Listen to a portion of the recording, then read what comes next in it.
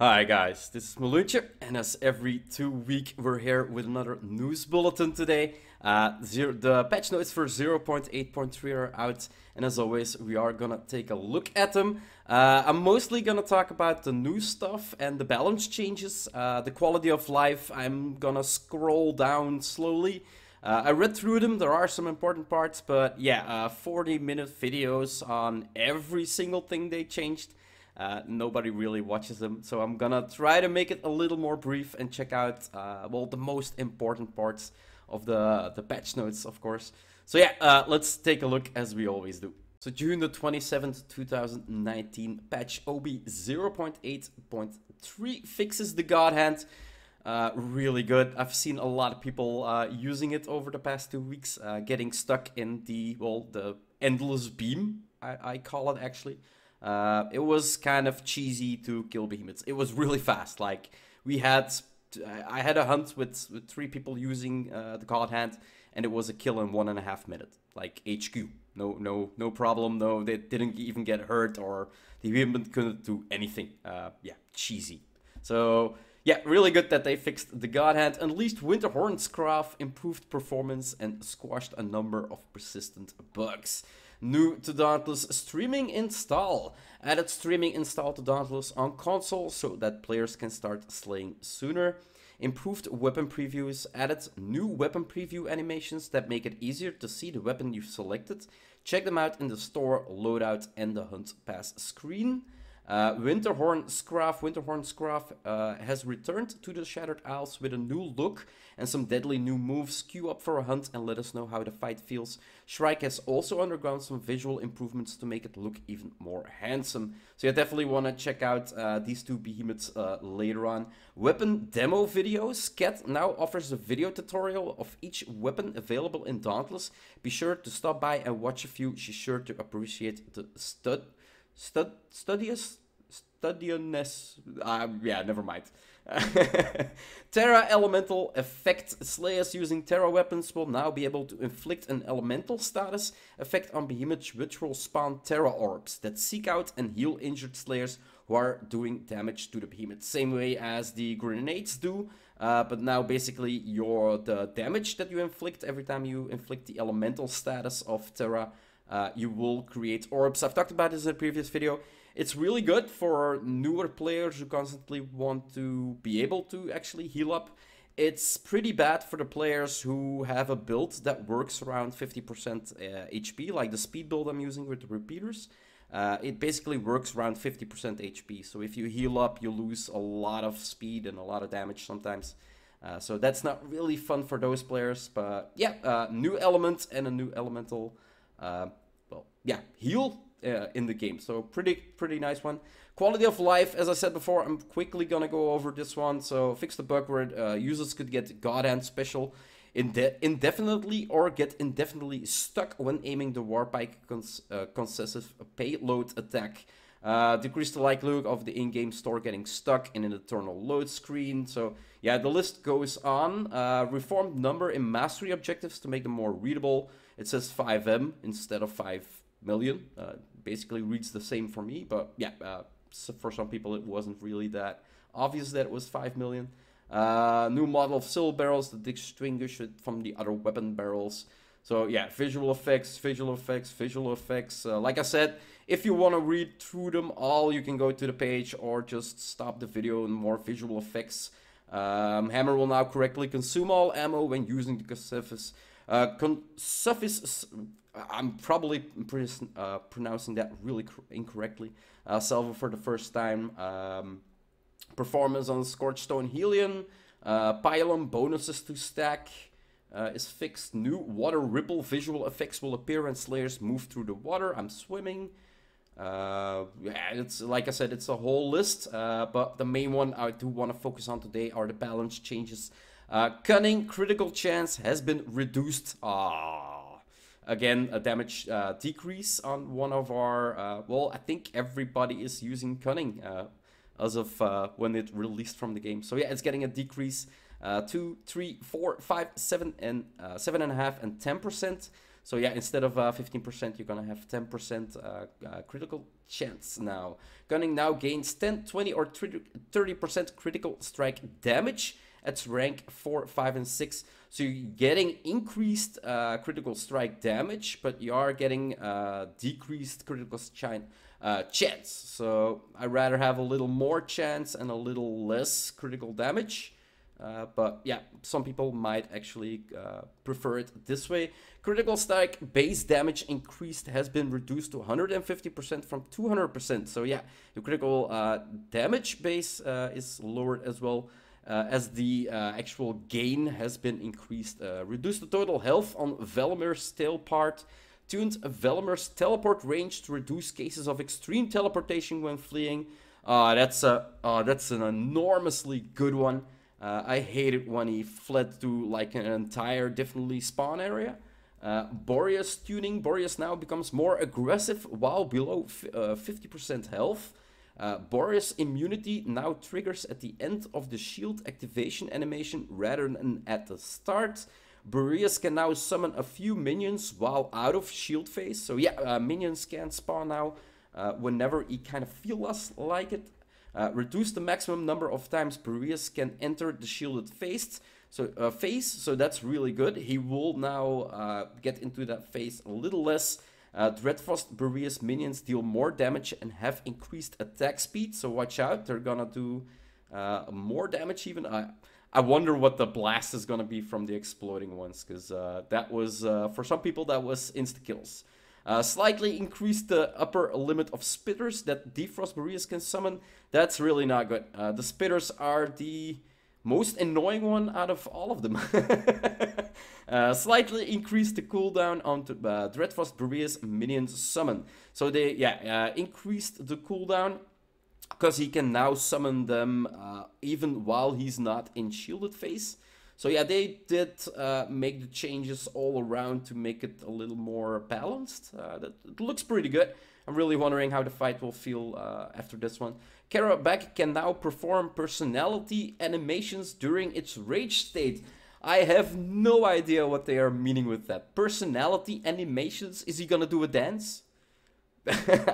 I'm really not sure. So yeah, I'm definitely gonna be able to have to check that one out. Reduce the maximum distance that Velamir can teleport away from players while in combat.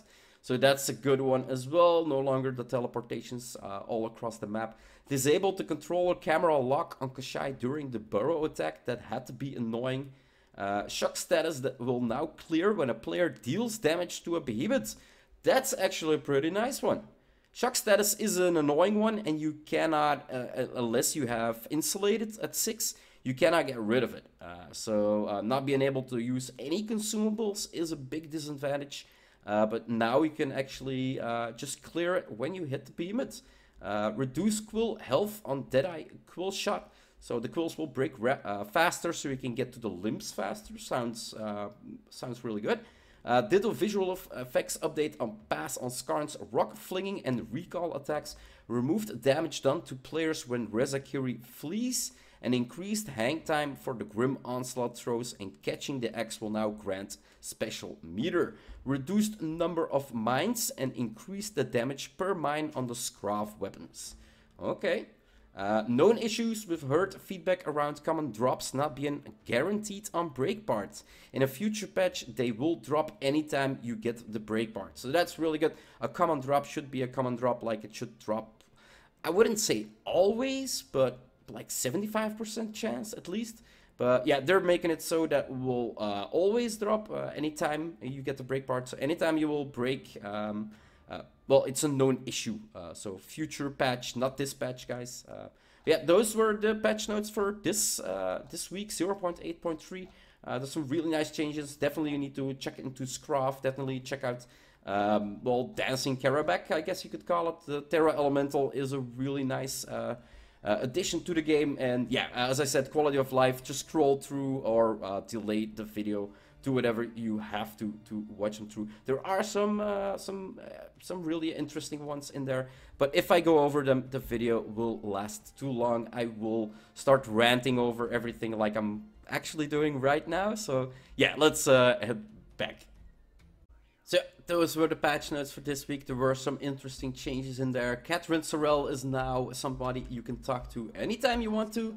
And she has the weapon overview. Explore different Dauntless weapons with their basic abilities. The versatility sword is capable of many different types of attacks, from slashing to staggering. A good choice for players of all skill levels. So basically she shows the different abilities she can do with the sword. How the slashes go, how the heavy hits go. Here an overpowered state. And I think you can hear the sound. So we have chain blades in here, built for speed. The chain blades lets players dash in and out of melee range, harassing behemoths with light, rapid hits. Excellent at inflicting elemental debuffs. There we go. So chain blades, the hammer. The hammer pairs powerful short-range blasts with hard, heavy hits for top-tier staggers, interrupts, and breaking behemoth's armor. And smash! There she goes.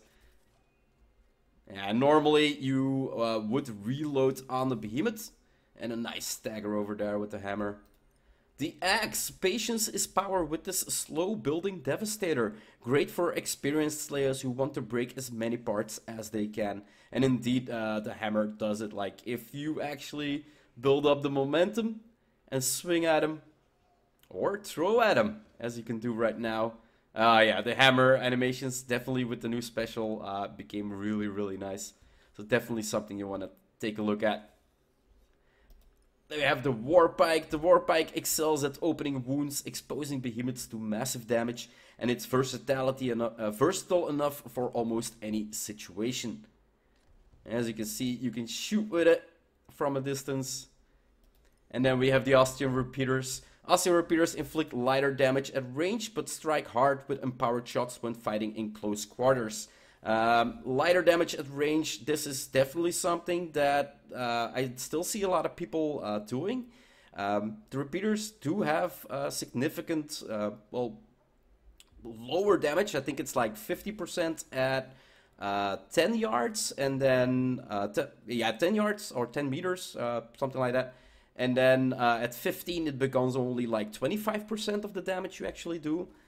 So yeah, getting in close to the behemoths to actually start shooting him and empowering 24/7 is a must-have. Those shots could have done 250, 300, and they only did 125 because he was standing just, well, out of reach for it to start lowering damage. But yeah, those are the weapon overviews from Cat. Let's look into some more of the changes that went in. I do know that if we go to the loadouts and go to the Quillshot Javelin, you can see that the new modifications did have a change in there. So they now have a nice visual light, and then the modifications for, well, the lightweight shaft and the munition amplifier. I don't have the other ones yet. I'm still trying to work on my build. As you can see, this is my my start build that I worked on. Quill shot, quill spike, and Embryo March with the Quill Shot Javelin. So all quill, except for the boots. Dress guy, I'm not really sure if I need to change that up, but more damage is always good.